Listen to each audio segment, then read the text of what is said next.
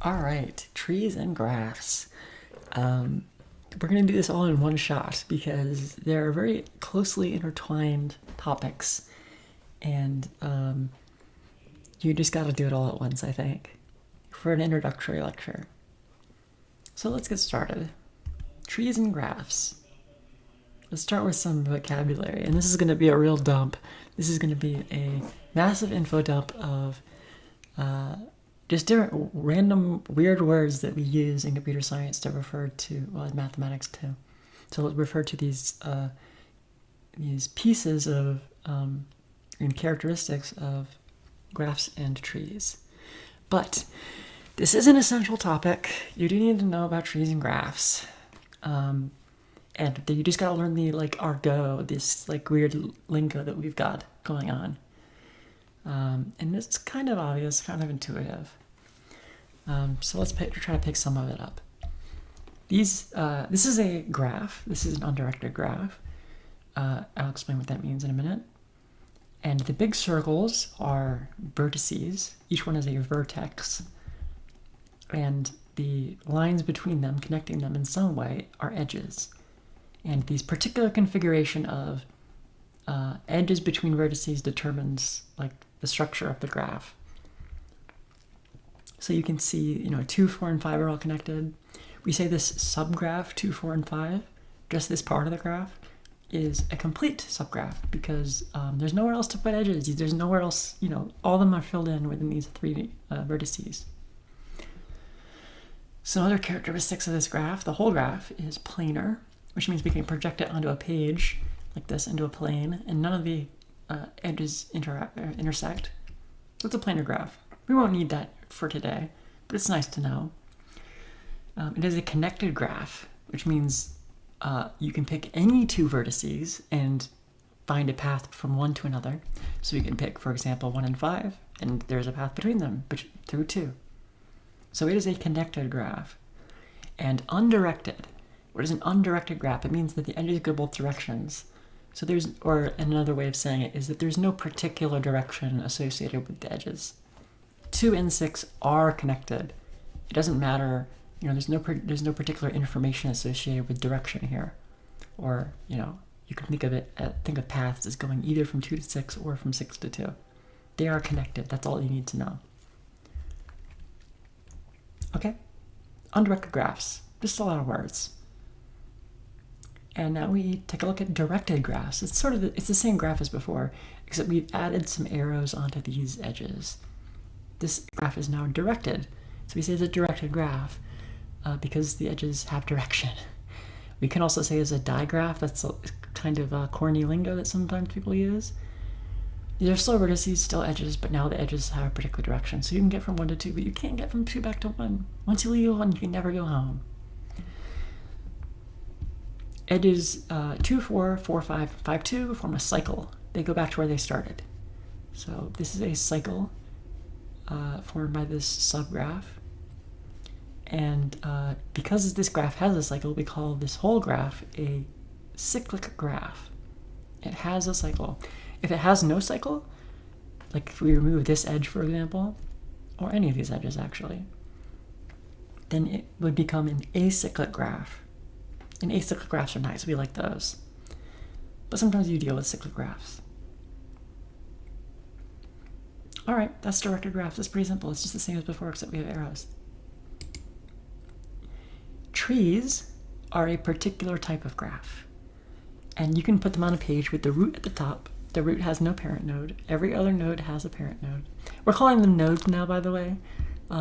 Technically, I think the circles in graphs are vertices and the circles in trees are nodes. But you see people use them interchangeably. I'll probably accidentally call graph vertices nodes at some point. But we're calling these nodes to be very particular in the lecture.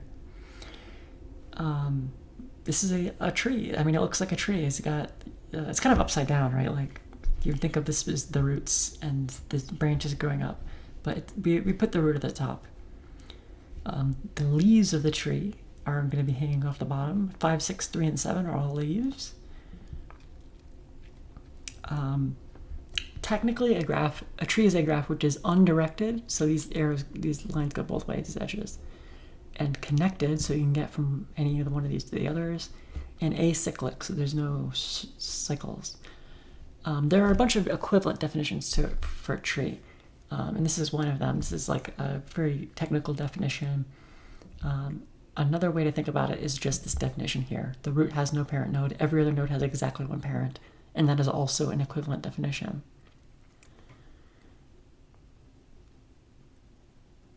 Okay. We call a connected subgraph of a tree basically just a node and all its children. A subtree, so 4 and 7 is a subtree, 2, 5, and 6 is a subtree, 3 on its own is also a subtree. It just has no children. In computer science, we will not really deal with trees in their abstract form like this. We will always pick a rooted, we call this a rooted tree because we've picked a root. Sometimes you could pick multiple roots for a given tree and they'd all be trees. In this case, you could also pick 3 as a root. But we conventionally, in computer science problems, we're often dealing with rooted trees, I'll say that. We also think of these edges as being directed with like a particular parent-child relationship. That comes with the idea of choosing a root. The root is at the top, so these edges have to be kind of directed to direct yourself towards the top, to orient yourself. We also conventionally consider the children to be ordered. So 5 and 6 are the children. It's not 6 and 5, it's 5 and 6, even though in the mathematical world, 5 and 6 are both children. It doesn't matter how you draw them. In computers, we need to linearize everything into memory at some point. So we like to think of them as being ordered. And that property is sometimes useful. B trees and so on. Different data structures do take advantage of the ordered nature of child nodes. Okay, another piece of vocabulary, a special case of trees, is a binary tree. And we like these a lot in computer science. These are great. A binary tree is a tree with a branching factor of 2. So at most 2 children, either 0, 1, or 2 children on each node. So at most you can branch by 2. This in particular happens to be a complete binary tree, which is a special term for that's used in binary trees. Well, it's also used in trees of like fixed arity, fixed branching factor. You can have a complete 3-way tree, but for binary trees, let's just consider this case because it's the only case we care about in this lecture. A complete binary tree, the definition of complete, is that we fill in the tree from the root and go left to right as we go down. So 0 is filled in at this level, 1 and 2 is filled in at this level, 3 and 4 are filled in this level. We have some missing nodes down here underneath the 2, but that's fine. We're filling them in left to right as we go down. And as long as this sort of shape, the shape of the tree holds, that we have the top level filled in, the next level filled in, and the last level is filled in from left to right. As long as this holds, we call it a complete binary tree, which is different, confusingly, from the term I introduced before about graphs. How those three vertices are all connected. Those were a complete subgraph. This is a different meaning. It's unfortunate, but and it's also unfortunate because this tree is like not really complete. Like we haven't completed this level yet, but we still call it a complete tree. And it is useful. Like this is a useful term that we will use in this lecture. So it's not just made up bullshit.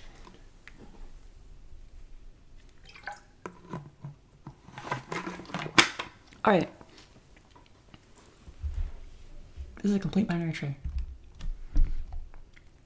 So now let's get to trees proper. We've gotten the vocabulary out of the way, and we can start to look at some theory. Well, how do we actually represent a tree in a computer? Here is sort of a standard representation. We have a node class, which has some label or data associated with the node. And we have an array of children. That's it. We have a constructor to set them up, but that's all we need. We just have a label at each node and a a variable that has an array of children. And we can sort of construct a tree using this, like, yeah, let's make a new node with the label. These labels are wrong, by the way. They should be indexed from 0, but you can get the idea. I mean, to match the diagram, I mean. Otherwise, structurally, it's the same. So we have a node 1 or 0 containing children. It contains 3 children, node 2, 3, and 4. Node 2 has children 5 and 6, and node 4 has children 7. And we sort of lay it out nicely in the source code so it's easy to follow. But you could put it all in one line, I guess, if you wanted to be super confusing. You can see that it reproduces the structure of this tree, although the numbers are just one off. Okay. Pretty easy. Just have nodes that have a label and children. This is not a binary tree, so we just have an array of children. If we had exactly 2 children, we might have separate variables, like, oh, the left child and the right child. But we have an unknown number of children at each level, so we just gotta keep an array of them. Who knows, we might want to add another child to 0. And then we just append to the array, right? But we'll get into that. All right, here's a nerdy thing you can do. Big nerd emoji moment. You can, in a binary tree specifically, although you can also, if you're insane, get away with doing this for other branching factors. But you see this with binary trees, and you actually do see it done this way. This is how it's done. If you want to efficiently represent a binary tree in memory, then you can interleave them into basically just a single linear array using the following scheme. First, we put node 0. Then we put both children of node 0. Then we put both children of node 1. Then both children of node 2. Both children of node 3. Both children of node 4. And we leave null pointers or undefined in JavaScript if any spots in the complete binary tree are missing. This is important. We are assuming that it's a complete binary tree. And if it's not, we'll just leave undefined or null pointers in the spots that are missing. So here we're already using the definition of a complete binary tree. We're sort of filling each level from left to right as we go. So we do the first level left to right. We do the second level left to right. Third level left to right. That's what this is equivalent to. My voice is kind of giving out. I'm sorry. So first level, and then the next level, and the next level. We just sort of packed them all into a single array. And that's also a tree representation that's different from the one we just saw. But here's the code for it. Oh, yeah, here's the code for it. Oh, it was just taking a long time to load. Okay. So here's our tree. We've sort of filled out all the leaves of the complete binary tree so that it's easier to understand. This is our binary tree class, and all it is an array of labels. That's all we need because we're going to pack it all in. We're going to interleave these nodes into a single array. We have a constructor that just throws everything in there. I mean, you can see on line 24, this is how it's initialized. We just throw all the node labels together in an array and put them in the constructor.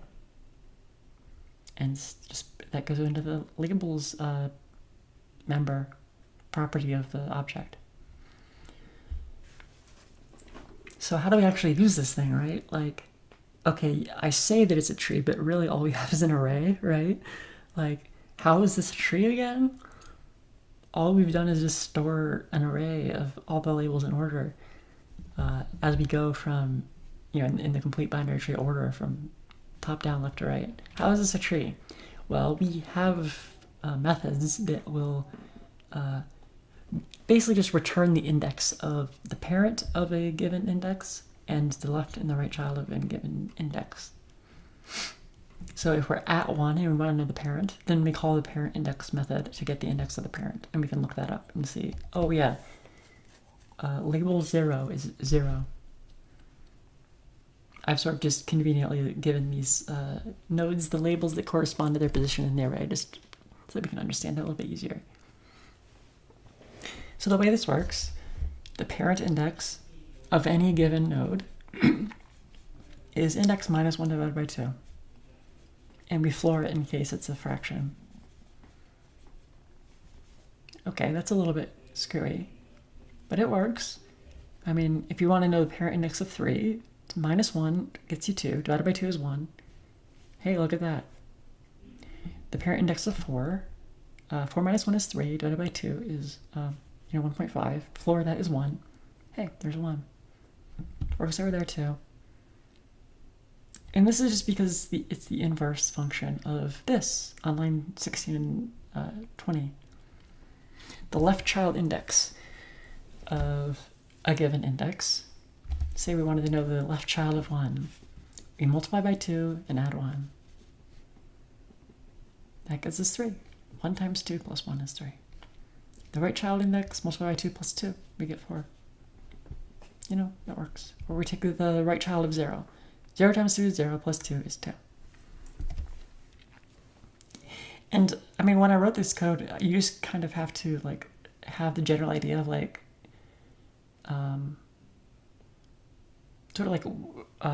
the arithmetic vaguely looks like, and then you sort of figure out exactly what you multiply and add in order to make it work. Like, just draw out a diagram and then figure out, okay, this is 1, this is 2, we need to subtract 1 divided by 2. You can work it out pretty easily once you know that, this is the scheme that you're interleaving. Yeah. It also intuitively makes a little bit of sense because we are doubling the size of each level as we go down. I mean, this level is twice the size of this level, and this level is twice the size of this level. So we need to be multiplying by 2 in order to get to children, right? If we're putting them in order by level, then we're going to have,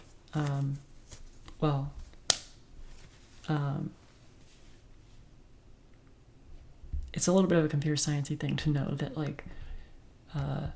all of the nodes up to a certain level is a power of 2 minus 1. So the first level is a power of 2. It's the next power 2 minus 1, so you get just a single node. And then all 3 of these, 3 is a power of 2 minus 1. It's 4 minus 1. And the next level, you have 1, 2, 3, 4, 5, 6, 7. 7 is a power 2 minus 1. At each level you go, the total number of nodes you've seen so far is a power of 2 minus 1.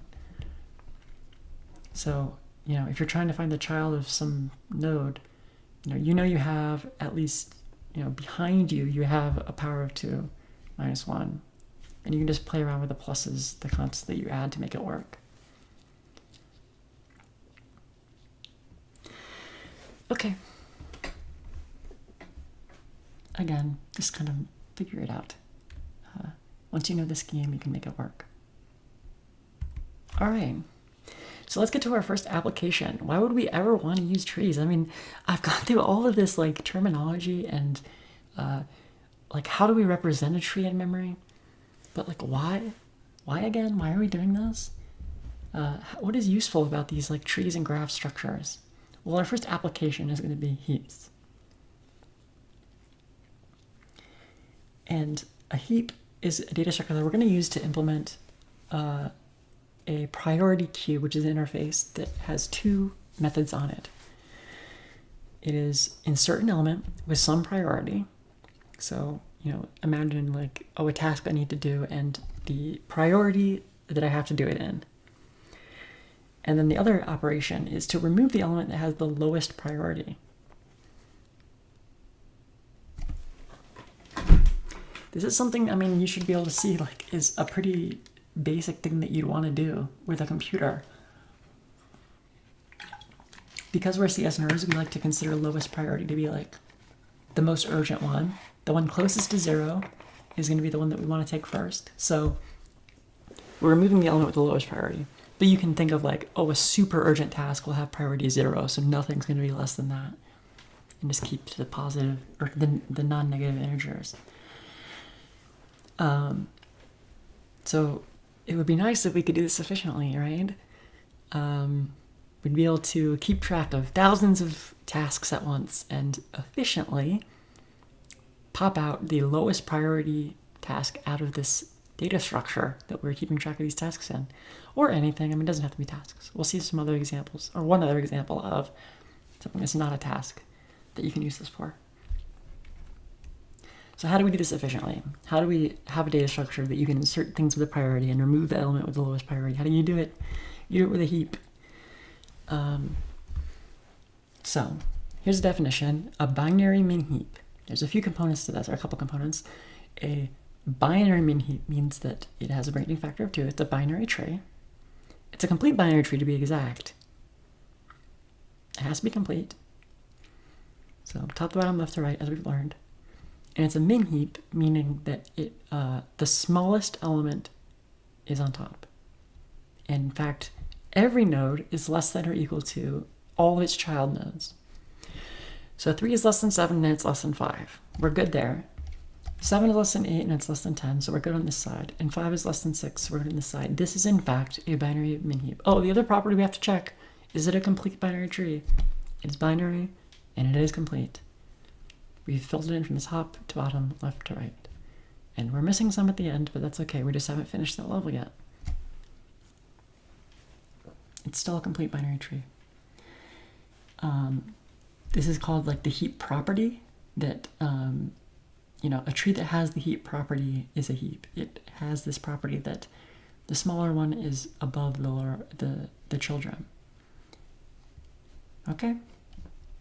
And this implies transitivity too. 3 is less than 7, so 7 is less than 8. So 3 must be less than 8. So we can say, in fact, that 3 is less than the entire heap, everything in it, because we know at each level, the parent is less than the children. So this could go down super low, super deep. This heap could be huge, and we'd still know that as long as each parent is less than its children, 3 is the smallest element of the whole heap. And 7 is the smallest element of this like subtree that it's on top of. Okay.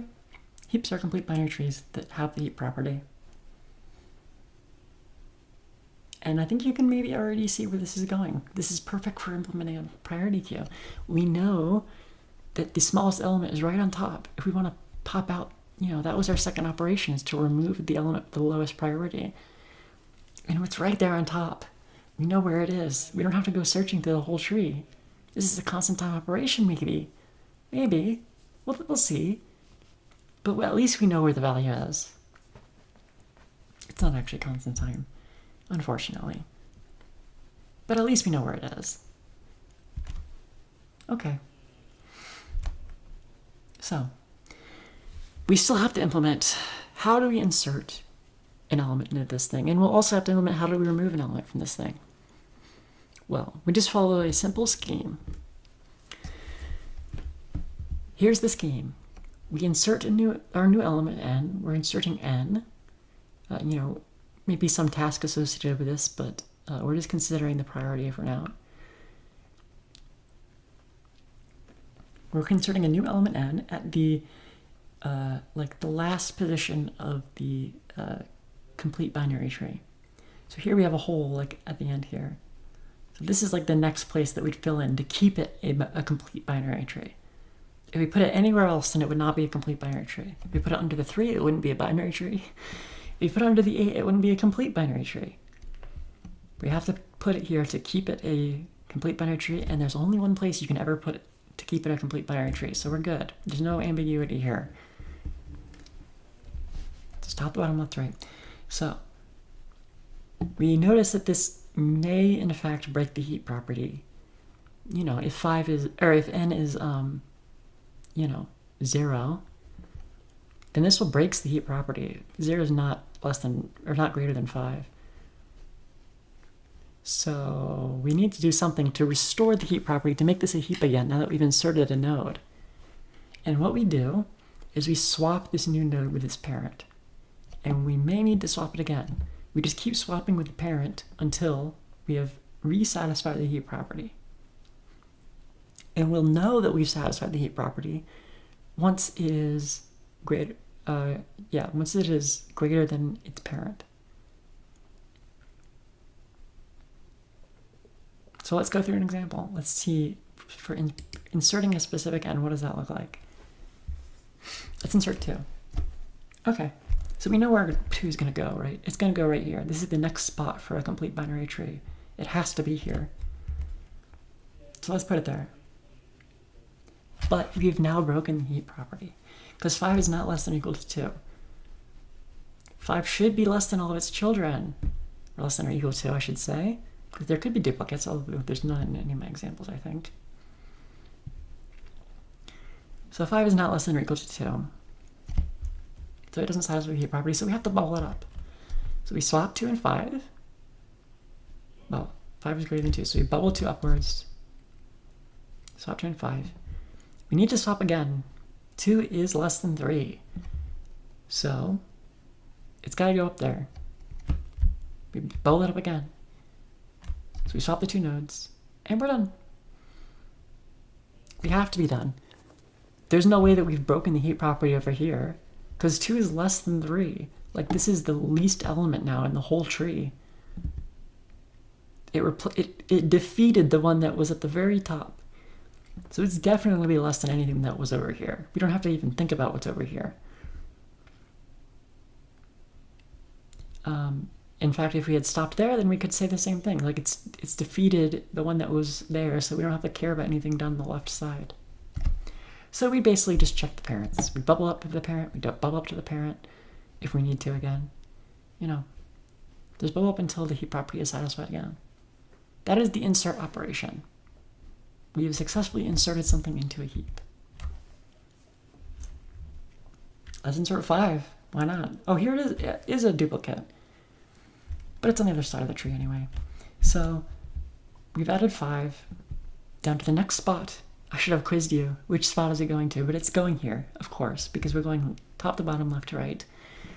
And we have broken the heap property, unfortunately. 5 is less than 8, but it's below 8. So we gotta swap. We gotta do some swaps. So we'll swap it with the 8, I'm sure. Yes, the slide is confirming me. We need to bubble it up. Again, we need to bubble up. 5 is less than 7, and it's below it, which is no bueno. So bubble up again. 5 is in fact in the right place now. We don't swap it with the 2, because the 2 is already less. So we're done. Thumbs up emoji. And you can satisfy yourself that this tree satisfies the heap property. We're good. We have inserted 5.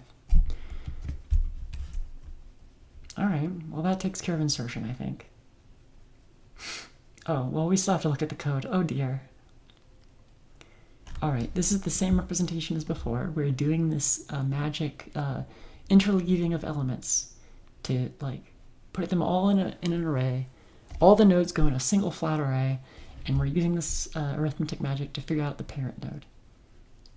We don't ever really care about children in this algorithm, so we don't have those present in the screenshot. We just need to be able to find the parent of every node. Alright, so we're inserting some item with some priority.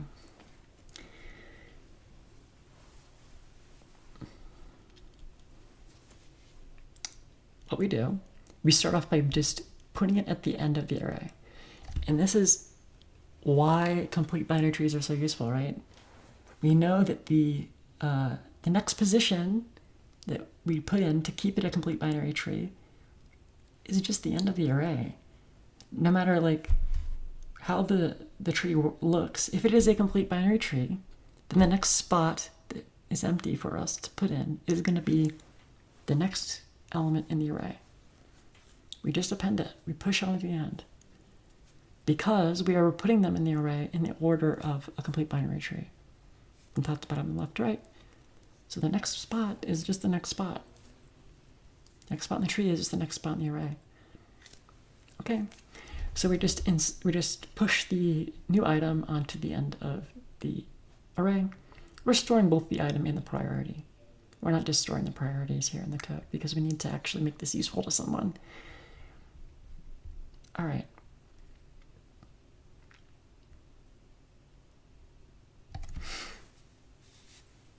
So while our index is greater than 0, meaning that, oh, and by the way, the push function returns the new length of the array.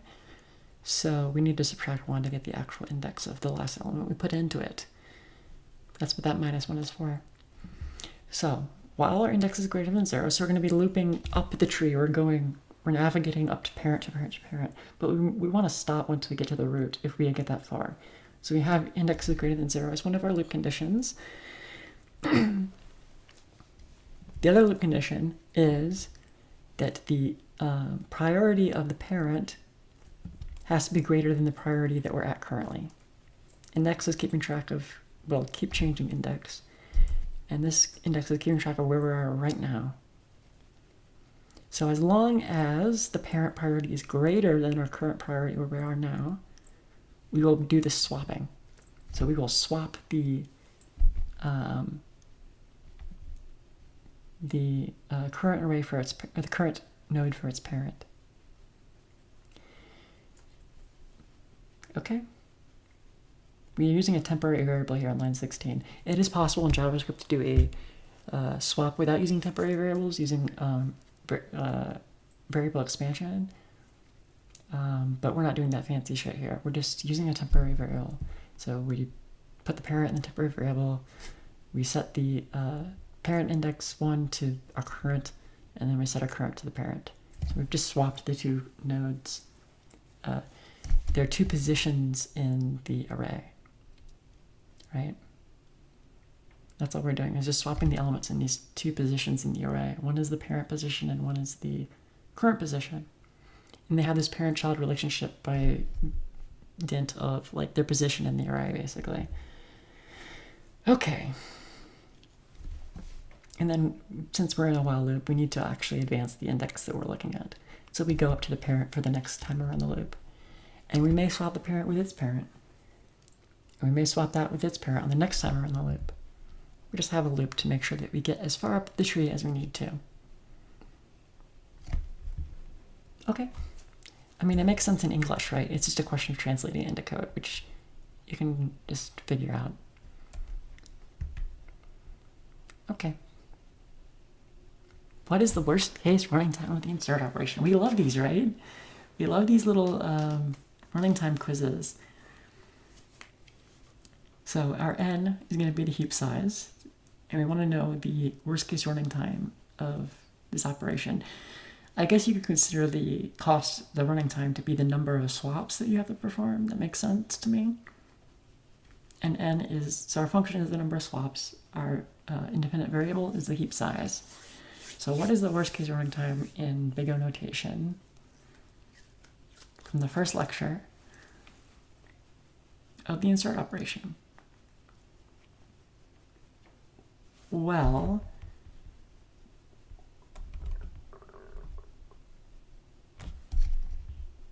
we're starting at the bottom, wherever the bottom is, and we're bubbling up. We may, in the worst case, have to get all the way up to the top. This is a binary tree, right? We know that if there's n nodes in a binary tree, then there's order of n height to the tree. That's just a computer science fact, a certified fact. In a binary tree, the height of the tree is, a complete binary tree, although, a complete binary tree, the height of the tree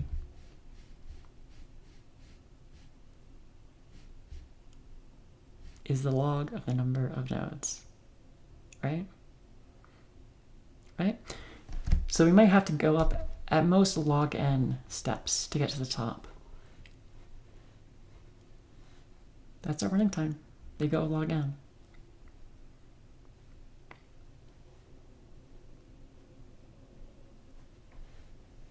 Okay.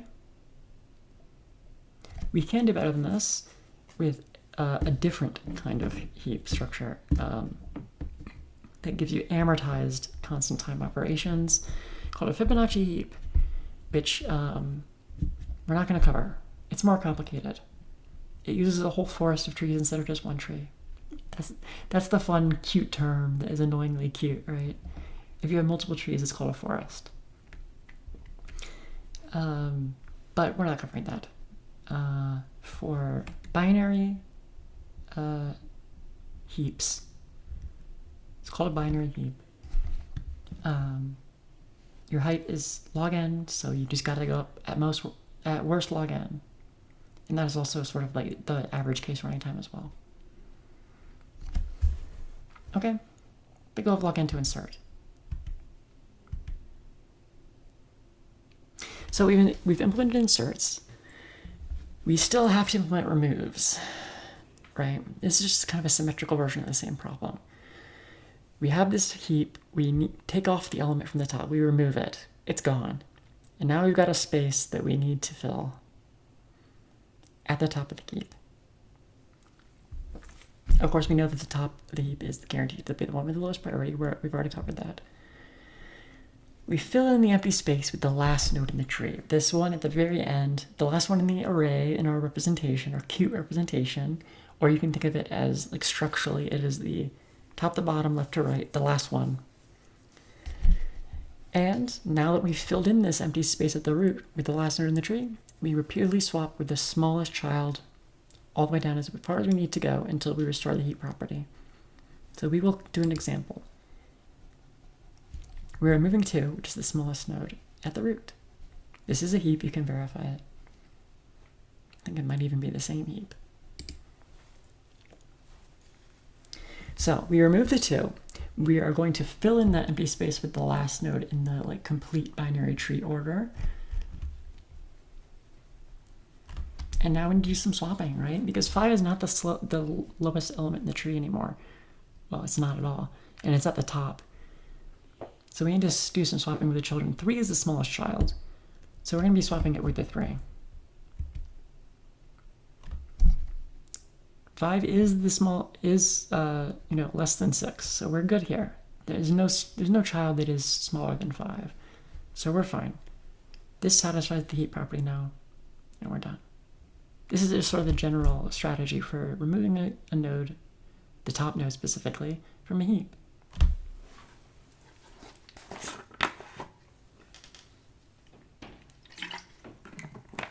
We take it out. We swap with the smallest child repeatedly. And that works. Here's what it looks like in code. It is more complex than adding, but not terribly so.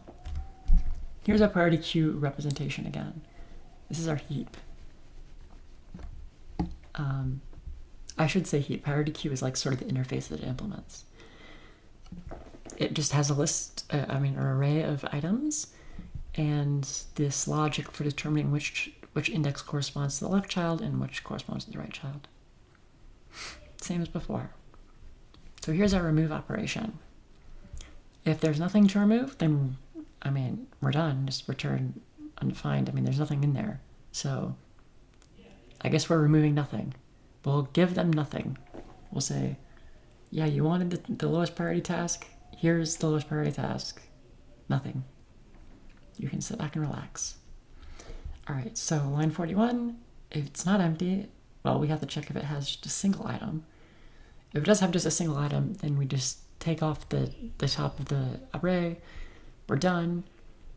Nothing else to do. There's no swapping we need to do, and there's only one thing in the whole tree. All right, so that sort of preliminary is out of the way. So we're going to keep track of the old root, like what was in there. And we're not going to use it again until the very end on line 76 and return it. But we just got to keep that in our pocket because we're deleting the element out of the front of the array, the top of the tree in structural form. So we are just keeping the top of the tree in our back pocket for now, so we can return it later. Because that's the one we know we're going to return. The highest priority one, or literally the lowest priority one. Okay, line 47, we swap in the last item of the array into the root. This is what the pop function on the array class does. It just takes the element off the end, removes it off the end, and we're just sort of sticking it back into the front. Replacing whatever was there before, which is old root. So old root gets overwritten, but we still have it in a variable, so we'll be good on line 76, so we return it ultimately. And now we just need to do the bubble down logic. this,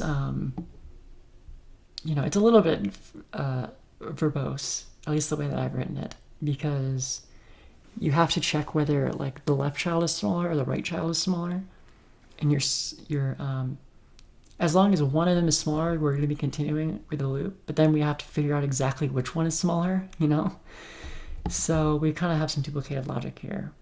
But basically we're saying we're going down the tree, we're looping down the tree as many times as we need to go until the one we're at is less than the left child and is less than the right child. Okay? And also, we should check that we're not going off the end of the array. Like if we've gone so far that the left child doesn't exist and the right child doesn't exist or whatever, then we want to ignore those cases. So we're not checking a child that doesn't exist. And as long as this condition holds true that like the current position is not less than the things that are below it, we just keep going down the tree. We're continuing through the loop. So inside the loop, we have decided that we need to swap with at least one of our children. So we figure out which one we need to swap with. And I mean, each swap is pretty obvious. Like you just, we're determining like the index to swap is the right child. The index to swap is the left child in this case. If they are equal, I guess this is the last, this is this else, well, no, this is the case where at least one of the children is not existent. Let me read the code.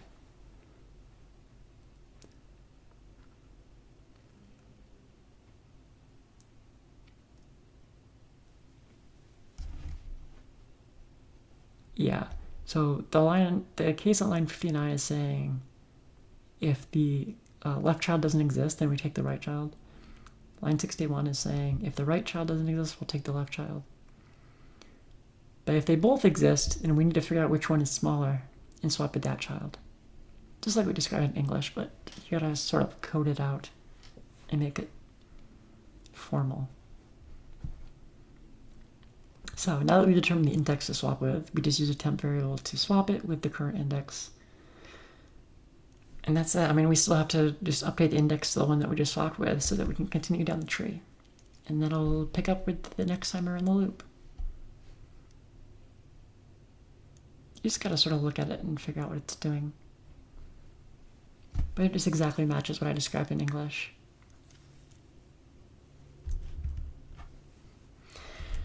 Okay, once again, what is the worst case running time of the remove operation? Same conditions, the number of operations that we're counting, like the cost, is the number of swaps we're doing, and our independent variable n is the heap size. Well, it's the same exact thing as before. We're doing the same thing except backwards. We're going down instead of going up. So it's just going to be log n. It's the same thing as before. The height of the tree is log n, order log n. And we got to go down the whole thing in the worst case with our swaps, from the top all the way to the bottom. Okay. So now we can start using a heap. Here's an application of heaps, is just heap sort. And this is kind of neat, right? If we want to sort a list, or sort an array, I should say, we just insert everything we want to sort, and then just repeatedly remove the smallest element. Our heap can support both of these operations. Just insert something with a priority. We're just going to insert, whatever with the right priority of the number that we're trying to sort. Or just insert undefined with the priority we want. And then repeatedly remove the smallest element. That is sorting it, right? We're taking this jumbled up bunch of numbers, and we're using a data structure to repeatedly remove the smallest element out of it. So here's what this looks like in code. We're just inserting like the English language 1, 2, 5, 3, 4, and 2 with the corresponding priorities. The words that we put in here don't really matter. It's just the priorities that are being sorted, but it'll let us see the output nicely. So we have some sorted list that starts empty And we're just going to go through the whole priority queue, the whole heap, and as long as there's anything left in the heap, we're just going to remove the top element out of the heap and push it onto our sorted list in the end.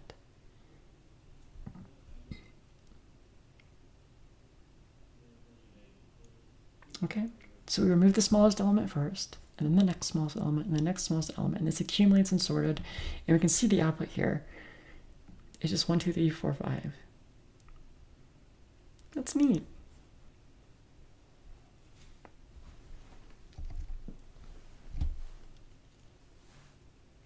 What's the running time of this?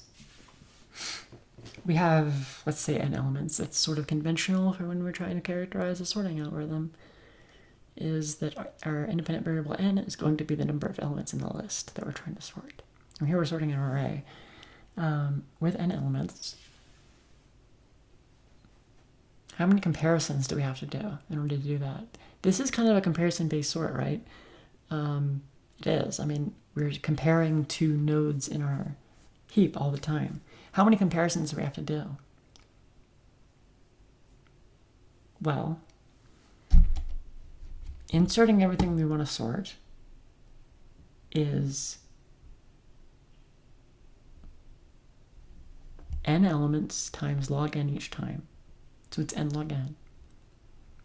Removing the smallest element is, worst and also average case log n. And there's n of them, so that's n log n. So altogether we have, big O of n log n plus big O of n log n is also just big O of n log n. And we have a total running time of big O of n log n for this sorting algorithm, which is asymptotically optimal for a comparison-based sort. So we've done pretty well for ourselves here by just implementing a heap. We can do sorting.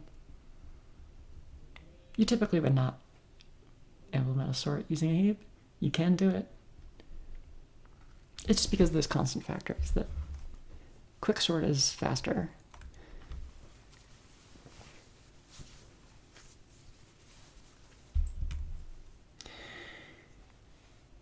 Okay.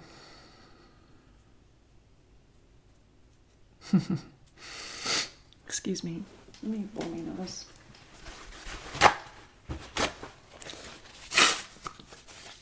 So a common interview question is how to invert a binary tree. There is a famous story about an unfortunate engineer who applied to work at Google, and this was a very famous guy. This is the guy who developed Homebrew, which is the most commonly used package manager for macOS, used by developers the world over. And I'm sure that he has millions of users. And he originally wrote Homebrew. He could make successful software. He had it proven, and he expected to be able to swagger into Google interview and get some pats on the back and say, "Oh my God, we'd love to have you put Google next to your name on your resume because you've got the prestige." But he came into the interview and they asked him to invert a binary tree, and he could not do it. This is a really simple question, but he just wasn't familiar with, the problem, and he couldn't figure it out. And they denied him. They said, "Thanks, but no thanks." And he went on the blogosphere and he raised hell, complaining about how coding interviews are bullshit because they test for things that clearly he didn't need in order to develop Homebrew. He made successful software. But, it is a pretty fundamental thing, and if you don't know how to do this, then there's maybe a problem. So, there's different opinions about this. I'll say that online. People who get smoked in coding interviews like this story because it proves to them that coding interviews are bullshit. People who are good at programming interviews sneer at this guy who's too big for his britches. In any case, we still need to figure out how do we invert a binary tree. So what is this problem even? What are we trying to do? Well, for each node n, we're just swapping n.left and n.right. So for 2, we're swapping 7 and 3. We switch to the other side. But we'll do this for all the nodes. So this is what we get at the end. 2 has 3 and 7 swapped. The 3 had 6 and 5, now it's 5 and 6. 7 had 8 and 10, now it's 10 and 8. We're just switching left and right at each level. Okay. This is pretty straightforward to understand as a problem, but how do we solve it?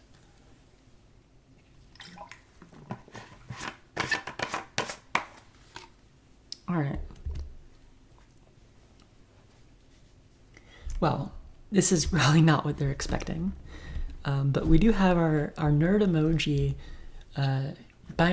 complete binary tree representation, don't we? Where we just pack everything into a single array, and we know the left child, and we know the right child, index of any index any index. We know the left and right children where they are. So, I mean, let's just go through the whole array, left to right, and swap the left and right child. We're using a temporary variable here, but we could do this in a single line. We're just swapping the data that's in the left child index with the data that's in the right child index. That's it for each thing in the array.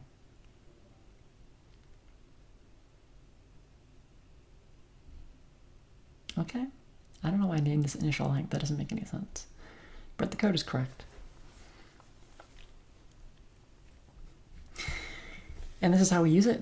Const tree equals new binary tree. We just pass in some nodes. They're all in sort of complete binary tree order, with 0 at the root, and 1 and 2 as its children, and 3 is the child, the left child of 1, and 4 is the right child of 1. And we call invert, and we console.log it. We also need to filter the output here. Like, we inverted the tree, and we're getting the labels property out of the tree again. But we need to filter out some undefines. We have this predicate here in the filter call. And the reason is that our code here is like swapping elements that don't necessarily exist.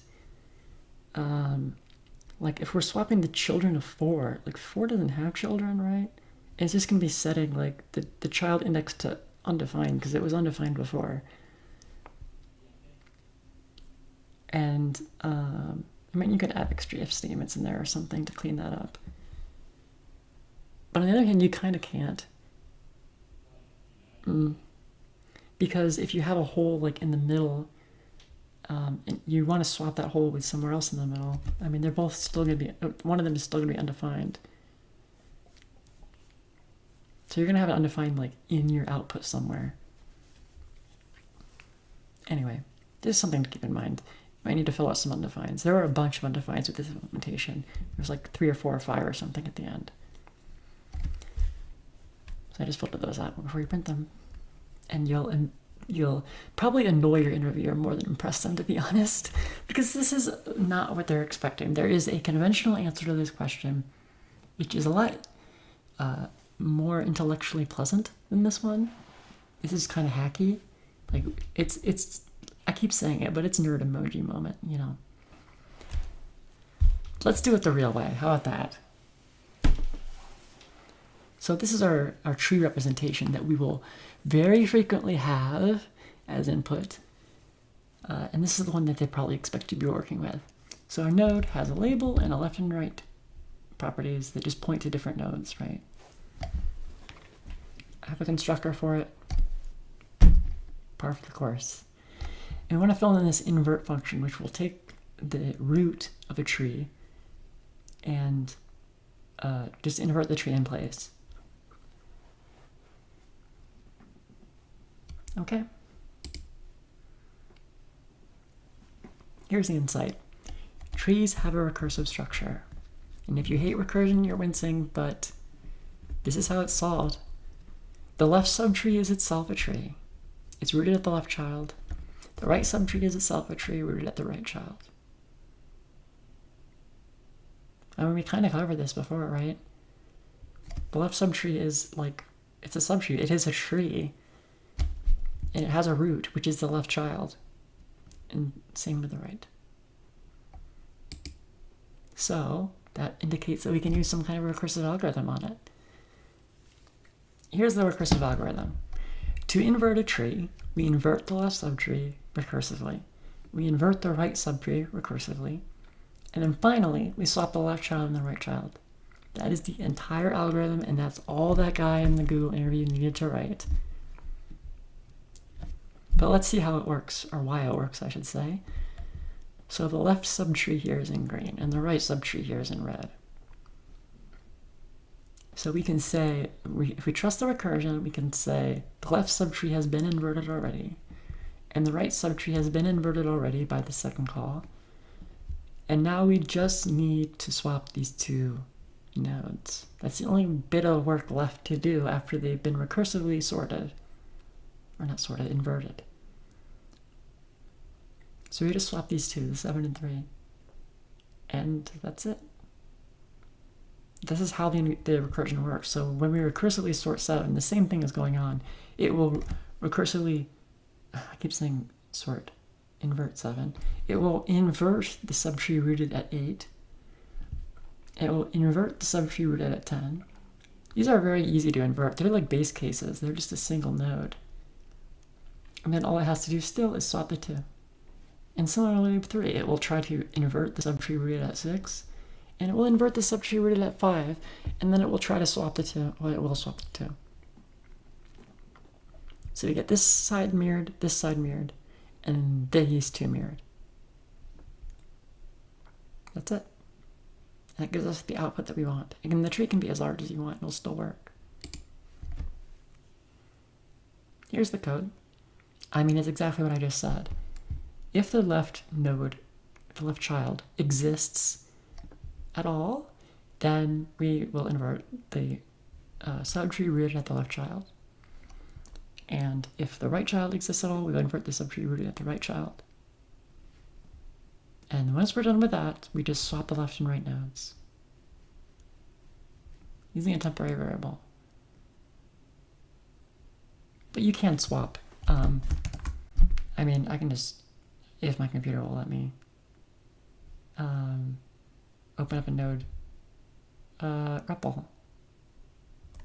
Oh my god. I've killed it! Alright. Really? That's interesting. I have this funky like node env thing going on. I must have messed it up at some point. I wonder if I can figure out the issue.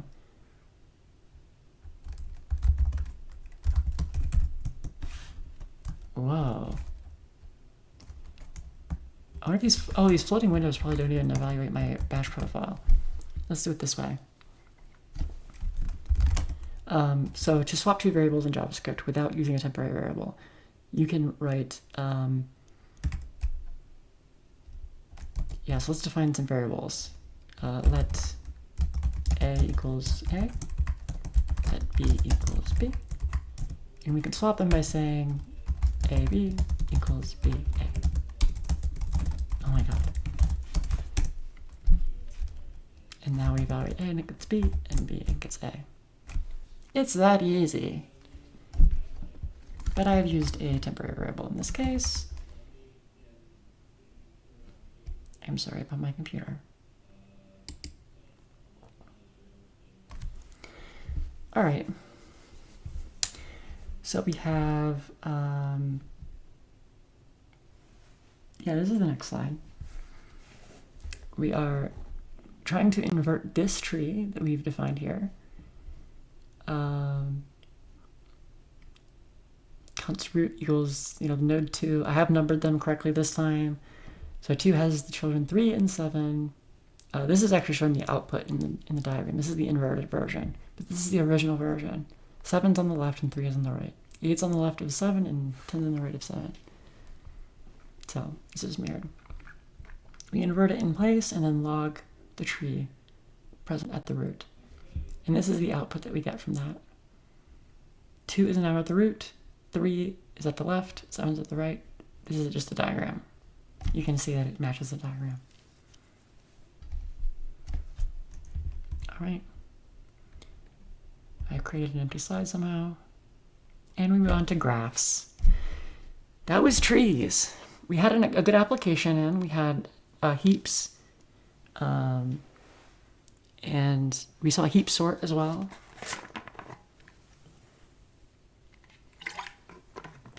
And we saw inverting a binary tree.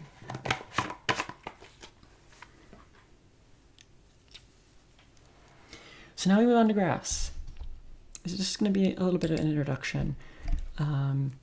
You could take multiple semesters worth of graph theory shit and just get through the introduction stuff. But I'm going to try to distill it down to this, like the first few concepts that you need to know to start exploring this topic on your own, right? Let me fix my hair. All right. The first problem that we're going to look at is how to traverse a graph or search a graph. So how do we actually explore a graph? Given two vertices, v1 and v2, is v2 reachable from v1? Here's our graph. It's kind of crazy looking, and we want to know if it's possible to get from v1 here to v2 here. I mean, we can look at it visually and sort of like use our brains to pattern match and like do our little maze solving algorithm in our head and see, oh yeah, there is a path that runs along here. But how do we get a computer to do this? Right? It's got a bunch of edges to look at, and we're kind of intuitively just disregarding some of them based on having solved mazes as a child or something. Maybe it's useful for surviving in the savannah somehow. Who knows?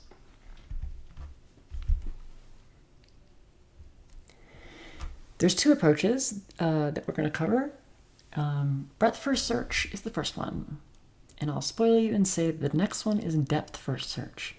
So in breadth first search, we're going breadth first. That's like going wide first, across the breadth of all of our neighbors at any given point. So what that means is we're going to first explore all the local vertices. So we're starting at v1. We want all the like neighbors of v1. We'll have, you know, a neighbors array in our graph representation. So we just go through them all. We visit them all, and we check to see if they're the one we're looking for, right? And if one's not the one we're looking for, then we look at its neighbors. So we've looked at the neighbors of v1. Now we're going to look at the neighbors of these two nodes, and the only neighbor of these two nodes is 3. So we look at that one next. The only neighbor of 3 is 4, so we look at that one next. 4 has 3 neighbors. It has 1, 5, and 6. So we want to look at all these neighbors next. But one we've already visited, and we're keeping track of visited vertices. And so we can very quickly look up and say, oh, we've already been to 1. We don't have to do this. This is called a cross edge in this case.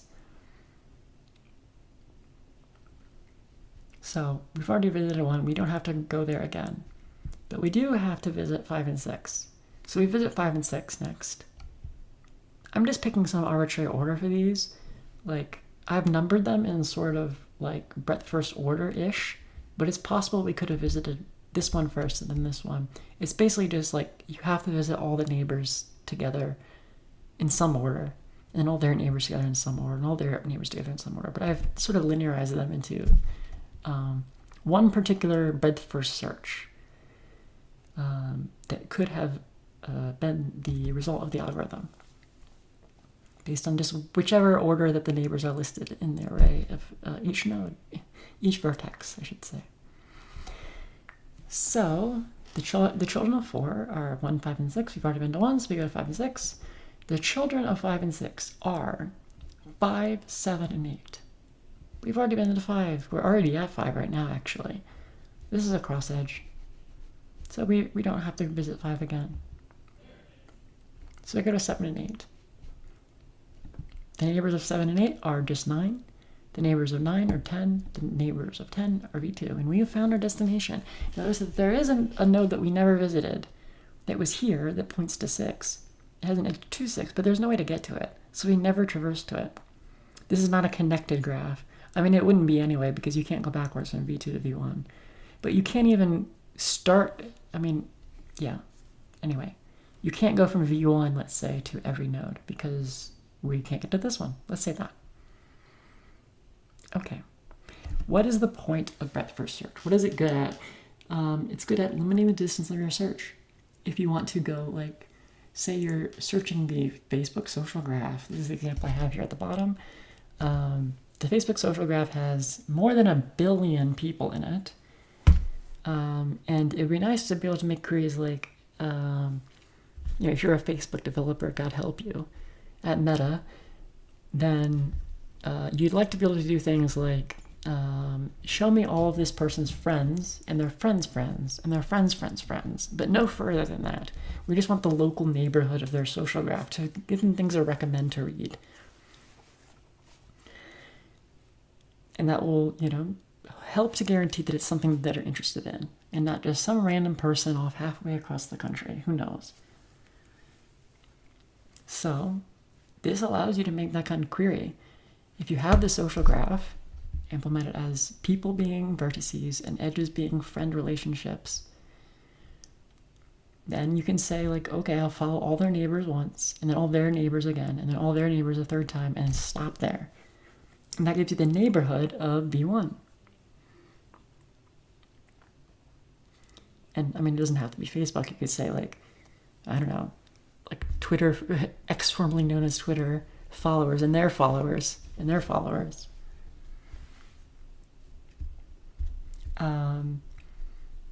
Or whatever, It's good for limiting the distance of your search is what I'm trying to say.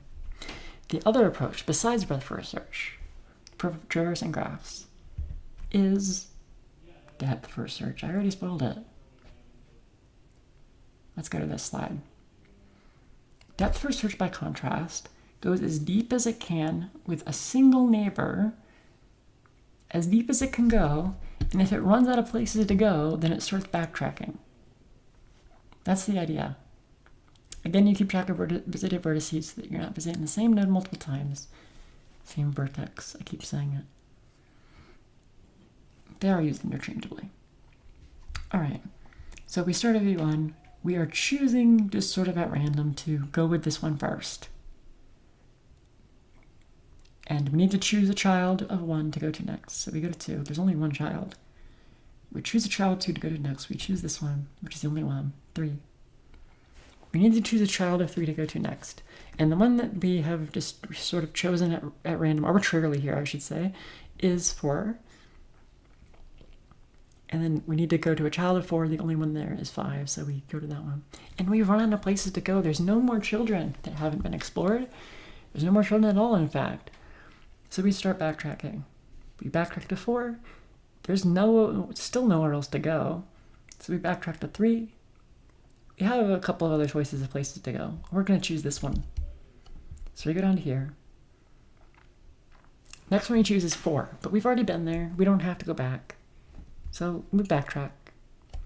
Next one we choose is 7, 8, 9, V2. We found it! We have found our destination by going just as deep as we can and then backtracking if we can't go anywhere else. And what this has done for us is we've never had to visit this node up here.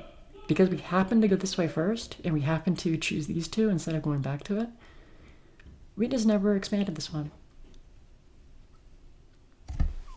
That's nice.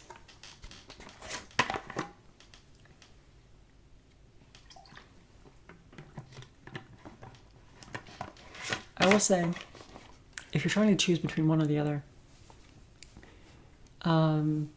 sort of a conventional default is depth first search. If you're going to explore all the nodes, all the vertices anyway, then you should go for depth first search because that's just the default. And the reason I suspect, one good reason at least, is that it helps with cache locality. If you are expanding like a bunch of different nodes all at once, you need to keep track of all these nodes that you're visiting, and you're sort of like going through them all. And we'll see how these are implemented in a minute, but it turns out to be easier to just deal with like the single node that is like right local, and then we go back 1. We're only going forward 1 or back 1. We'll see in a minute what I mean. This is just my suspicion for why depth first search is preferred. There is one other reason too that I'll also show you. All right, so how is breadth first search implemented? Well, it's kind of just a queue.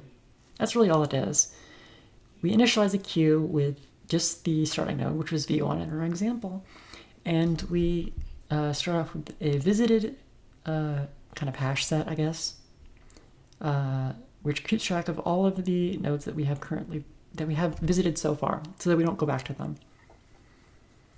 And while there's anything in the queue, we will dequeue the front of the queue, or I guess we say the tail. We visit V, so we can check if it's a match, or we can print it out, or do whatever we're doing with our breadth first traversal. In this case, it's a breadth first search, so we are searching for some V2, and that's what our visit function will be. So we're checking if this is a match here. And then add V to our visited set. We've just visited it. We're good. And then for all our neighbors, if it's not visited already, then we enqueue it at the head of the queue. Okay? That's the whole algorithm. And the way that it works out is like you have insert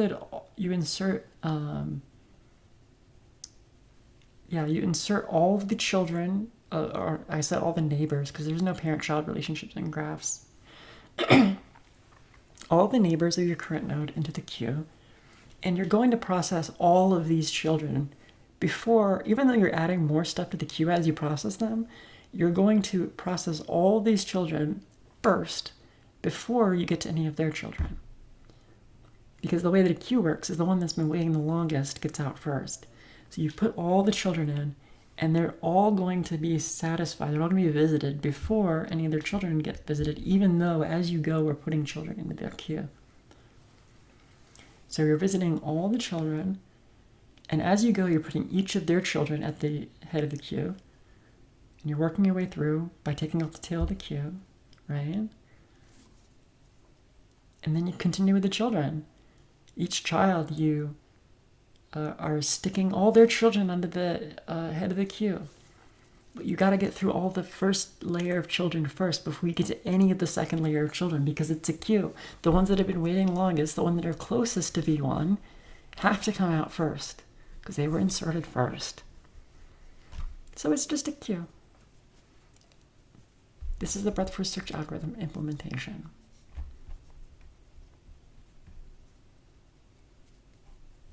You just use a queue, okay? Here's depth first search. You notice it is the exact same code, except we're using a stack instead of a queue. And we've changed some of the verbs. Like, here's the breadth first search again. Queue, the operation is dequeue, and the operation down here is enqueue. And here, it's a stack, and we're popping, and we're pushing. That's the only difference. So in depth first search, we are going as deep as we can first, right? We're pushing like all the neighbors onto the stack, and we pop one of them off and push all their neighbors onto the stack. Pop one of them off and push all their neighbors on the stack. And all these neighbors get like accumulated down in the stack somewhere, but the one that we pop off the top is always going to be a neighbor of the last one that we did. So we're going deep by just keeping track of a stack and always popping off the top or the head of the stack. So there's this duality here. Breadth first is queue and depth first is stack. And you can kind of see what I mean by cache locality, right? Because we're doing a stack. We just keep the top of the stack in cache and we're good. I mean, it might not even be that, but that's a decent guess, a decent stab at an explanation for why depth first search is sort of the default. Here's another reason that depth first search might be the default. It's very easy to implement in a recursive way. Here's a recursive algorithm for depth first search. First we visit B, we do our check to see if it's a match or whatever, since it's a search. For all of its neighbors, we just do a depth first search on that neighbor, appending our current node to the visited set. And we are returning our ultimate visited set. So each layer of the recursion is returning out a visited set, and we accumulate that by, this plus equals is like adding everything from this visited set to our visited array, visited set. And then we return the one after that gets accumulated after the loop. And this is the exact same algorithm as the last one. This depth first search with the stack, It's the same algorithm. It's a little bit slicker, but it's doing the same thing. You're just like, instead of pushing onto an explicit stack when you go down to visit its neighbors, you're just doing a recursive call. And recursive calls, as we know, just use the call stack. We are using the call stack as a stack implicitly.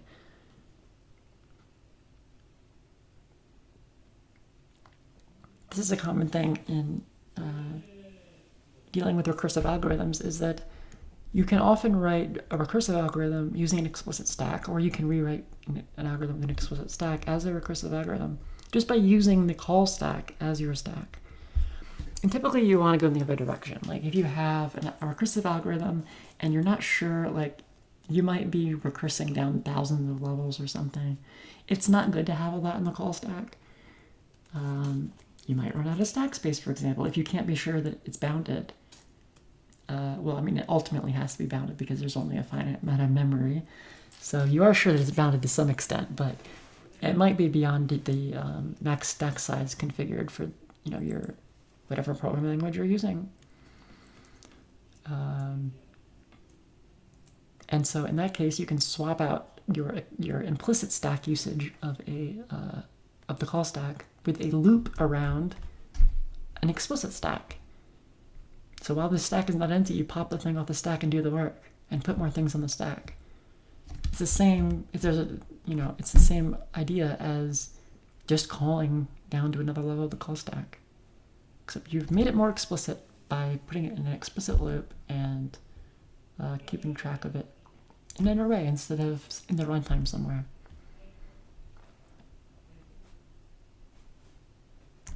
Okay. Here's an application. We finally reached an application of graphs. There will be one more application, but this is a simpler to understand one. So we remember our vocabulary, right, from the first slide. Actually, this is from the second slide. A directed acyclic graph is a graph which is directed and it has no cycles in it. Very self-explanatory. The reason we want no cycles is because this is a graph of tasks and their dependencies.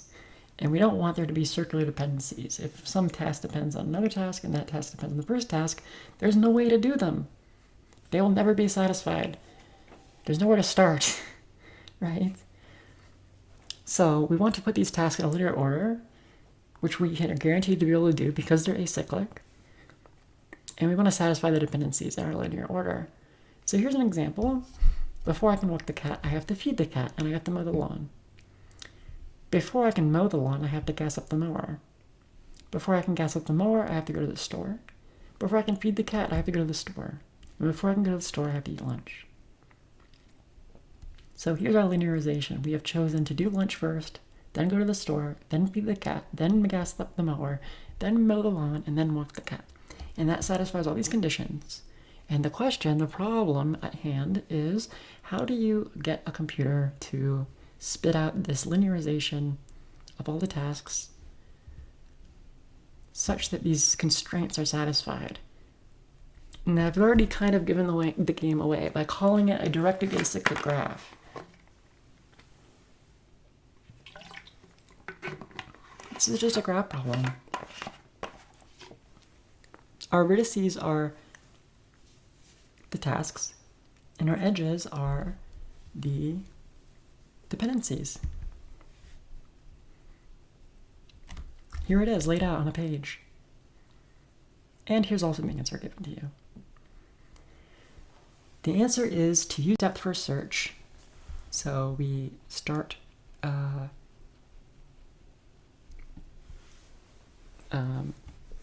lunch, I guess. And we turn the edges around. And we do a depth first search on this graph, and we sort the results by finish number. You know, we're going to get some traversal out of this thing that are in a fixed order, and we need to know this concept of a finish number. What are we sorting by here? It is just a characteristic of the depth first traversal algorithm. it's the same recursive algorithm as before, except, I mean, we have a visit up top and we have a finish at the bottom. So we're putting it at the bottom instead of at the top. That's it. And this will magically work. And it makes sense. It makes sense because depth first search goes as deep as it can and satisfies, like, you know, we're trying to find like the task that is as far as possible from the ultimate task that we want to accomplish in the dependency tree. We're going as far as we can until we can't go any further. And at that point, we have reached a task that has no dependencies. And it doesn't point back to any of the previous tasks because we know it's acyclic. So we have gone as far as we can. We have found a task that has no dependencies. And now we start backtracking, right? And as we backtrack out of a node, the only time we ever backtrack is when we have already finished visiting all of its neighbors. So depth first search is always going to be going, okay, here's the next neighbor. Okay, let's do it. Oh, we have another neighbor. Let's do it. Let's backtrack.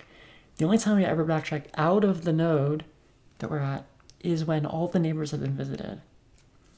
And that's exactly what we want, right? We want to backtrack out of a task and finish it and output the finish number when all of its neighbors have already been visited, already been completed. So we want to finish a task when all of its dependencies have already been completed. And this works at every level. Every time we backtrack, we're saying basically that we've already visited all of its dependencies. And we pull out and we output the finish number. The finish number is just a number that gets implemented. It gets incremented when we run this finish step. So the first one that we ever finish gets 1. The second one we ever finish gets 2. Right? That's kind of self-explanatory.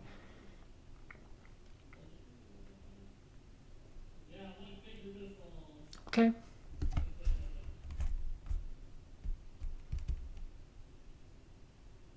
Here's another application. Dijkstra's algorithm. Ensger Dijkstra is I think, Dutch computer scientist who was famous in like the 1950s and 60s and stuff for doing really foundational work on computers. He had some fun things to say about gotos and about nulls. He's a colorful guy. But the algorithm that's named after him is Dijkstra's algorithm. Here's the problem that it solves. Given a weighted, this is a new concept, a weighted, connected, undirected graph, and one vertex v0, find the shortest paths from v0 to all other vertices. So let's walk through this problem definition. A weighted graph is just a graph that has weights associated with the edges. They could mean anything. Imagine, I have an example down here. Imagine road networks where these are like addresses and the numbers are the distance between the locations, or the distance divided by the speed limit to be like the amount of time it would take to drive if you're a filthy car brain. And connected means that you can get from one node to every other node, no matter which starting place you pick. You can always get to all the other nodes. Undirected means the arrows don't go any particular direction. The edges go both ways, or another way to put that is there's just no particular direction associated with it. And one vertex v0, that's our starting vertex.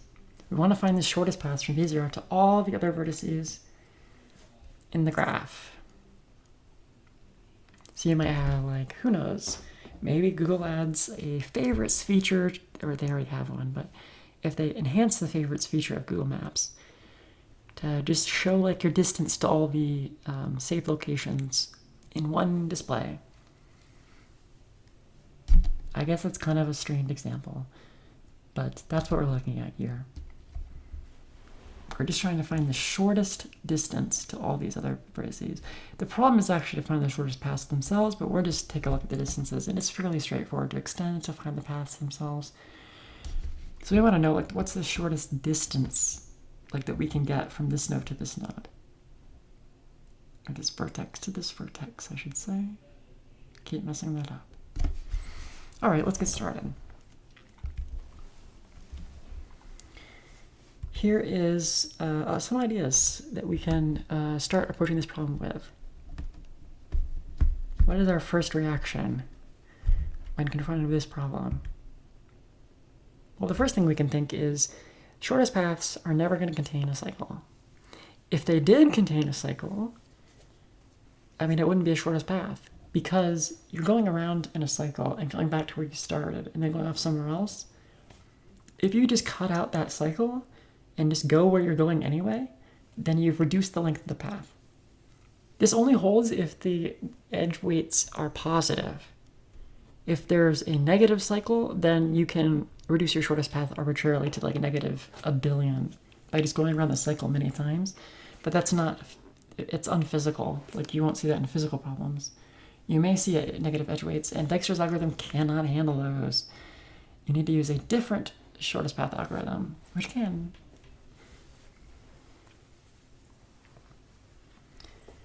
I think that's right. Yeah. I think like Bellman-Ford or something can handle negative cycles. I hope I don't have that backwards. In any case, shortest paths will never contain a cycle. So that's a first stab at an idea. That we're always looking for just like sort of straight paths. We're never looking at cycles. So that sort of lends itself, I mean, you get a hang for this kind of thing. You can kind of think, okay, well, I'm never going to be looping back. There's no cycles. I'm never going to be looping back to where I started. I can just kind of like keep a set of nodes that have already been completed, vertices that have already been completed, and I can say for sure, like, I've gotten to these vertices, I've completed them, so they're done. I have a final answer for the shortest path that can reach that vertex. And we're kind of incrementally building up this like frontier of like finished vertices that we know are done. We don't have to look way out elsewhere in the graph because there's no cycles. We're not going to go way out elsewhere in the graph and come back. We're just building up a frontier of ones that are completed, and we only have to look locally.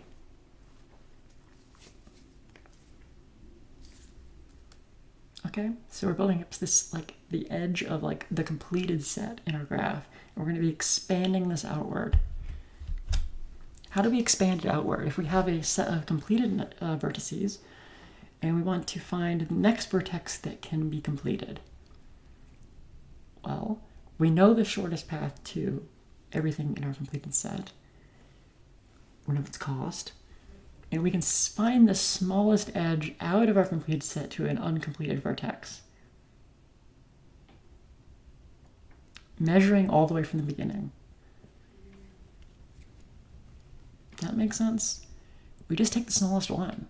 Like, we have these completed vertices, and we have some frontier of adjacent uncompleted vertices. We just like take the smallest one. You're never going to find a faster path to get to that one that you pick.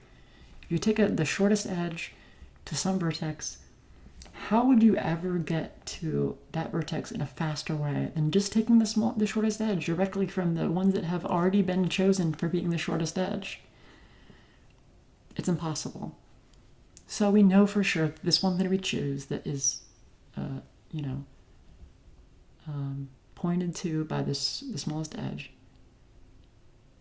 is going to be completed as soon as we follow that smallest edge. We can add it to our completed set just by following the smallest edge off the completed vertices to adjacent uncompleted vertices. And we are measuring from the very start. We're not measuring just locally. But we can do that. We can do that.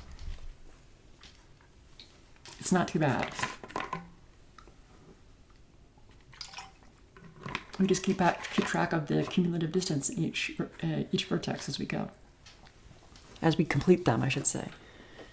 When we complete a vertex, we sort of just know its cumulative distance back at the start, and then we can add its distance to including the next adjacent edges, in order to find the total distance back to the start. So it's one addition. All right. So is this jarring? Is this like sort of setting off any bells of like, we're keeping track of a set of edges and we want to find the smallest one.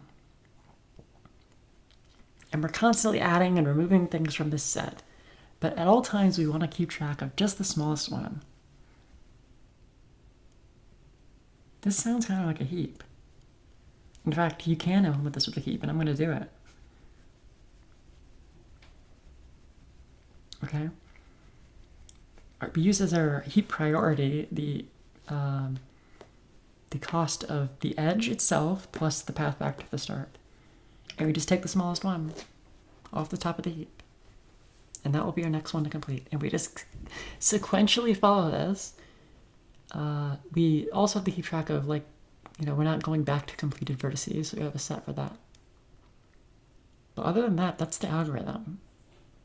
And that works. And I'll take you through an example to convince you that it will work. Yeah, use a heap. Okay. So we're starting at v0, and we're adding v13 and v27 to the heap. These are our distances to the start. We're adding our neighbors, starting from the start. And you can see down in the lower right, we have this tracker showing what does our heap look like. And what does our completed set look like? It looks like just v0 right now. So we had it highlighted in green. Okay. So the next step is to just take off the top of the heap, which is going to be 3, because it's right at the top. It's the smallest element. Let's do that.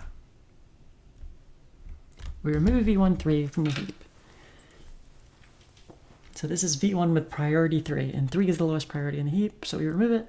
And now we know the shortest path to v1. We can add this to our completed set. We're done with v1. And we have, in fact, added this to our completed set. And now we add its neighbors. It has neighbors v2 and v3. The path to v2 is going to be 3, which is what we popped off the heap, v13, plus this new cost 3. And the path to v3 is going to be 3 plus 5.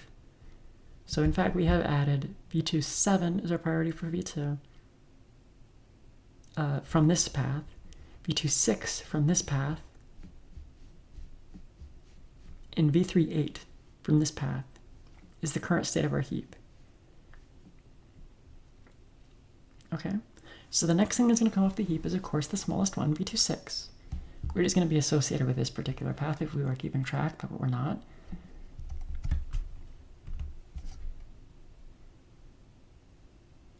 So we remove v26 from the heap. And now we're done with v2. We've removed something from the heap, so we know that we have for sure the smallest path to it. And it has length 6. So now we look at its neighbors that are non-visited. We don't go back to v0 or v1 because it's already been visited. It's already been completed, I should say. So its remaining neighbors are v3, which is going to be the value that we popped off the heap, which is 6 plus 1. So we have v38. Actually, no, this is still the v38 from before. This is the one that came across the top. We have v37. We can see that down here. We've added this one to the heap now. And v4 should be 3 plus 3 plus 3 is 9. Yeah, v4, 9. We're just adding 3 to the one that we took off the heap. This is like the path distance to get to v2. So we add 3 to that and we get 9. And we stick that in the heap. So we do another step of the algorithm. We take something off the heap. It is v27. But v27 has already been visited. We're done with v2. So we can just do nothing. I mean, it's been hanging out there in the heap, but we haven't bothered to remove it because when it comes up, we can just do nothing. There's no reason to go digging in the heap for it. We're keeping track of the completed set separately. Okay? Next up is v37. And in fact, we take that off the heap. And now we know the shortest path to v3. v3 is now in our completed set. And we need to add these two paths that were not taken before to v4 and v5. So the one that we took off was v3 7. So we add 1 to 7 to get to v4. So v4 8 should be down here. Yes, v4 8. And we add 4 to 7 to get to v5. So v5 11. This v4 9 is left over from another path. From this path. But we haven't popped that off the heap yet. Okay, so the top of the heap right now is v3 8, which is this path across the top. Of course, we've already finished v3, so we're going to pop v3 off 8 and v3 and 8 off the heap and be disappointed. Oh no, we've already visited this one, but we don't have to do anything now. So next up is v4 8. If you want to trace out the paths, this is 3 plus 3 plus 1 plus 1. Is going to be our path to v4, but all we care about is that it has a cost of 8. So we pop it off, top of the heap. So now we know the shortest path to v4, we can add it to our completed set, and its only other edge is to v5. So we add 8 plus 2 is 10, so we now know a path to v5 that is cost 10, and we'll put that up in the heap for us later. Now v4 9 is the next one, but we have already visited it through this. If we've already visited it through another edge, it's already in our completed set, so we don't do anything. This 9 corresponds to this path, but it's not optimal, so we don't take it.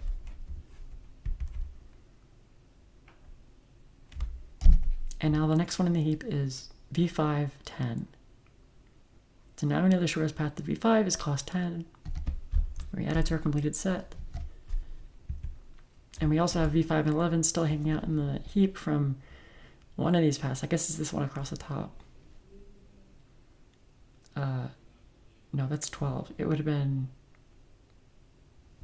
I don't know, something funky like this. v5 11 is off the heap, whatever it was. But we've already completed v5 anyway, so we don't care. We do nothing. And yeah, we're done. This is a full execution of Dijkstra's algorithm on a sample graph. I hope you can get some kind of intuition for why that works. We are keeping track of like the green circles, the ones that we have completed, that we know for sure we have the shortest path to. And we only expand the set by taking the shortest edge cumulatively back to the start. So we know at every point that every vertex has the optimal path to it.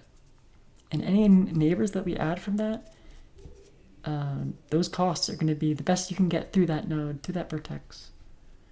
Now, other vertices might beat it if you go through v2 instead of v3 or whatever. But by that time, if we get a suboptimal one coming up in the heap, it would have already been visited by a more optimal one, because we're always taking the smallest paths first. So these like suboptimal paths that get pushed onto the heap, they just kind of accumulate down there until we can get to them. By the time they ever come up, we have already discovered the optimal path, because we're always taking the shortest one first. That's Dijkstra's algorithm.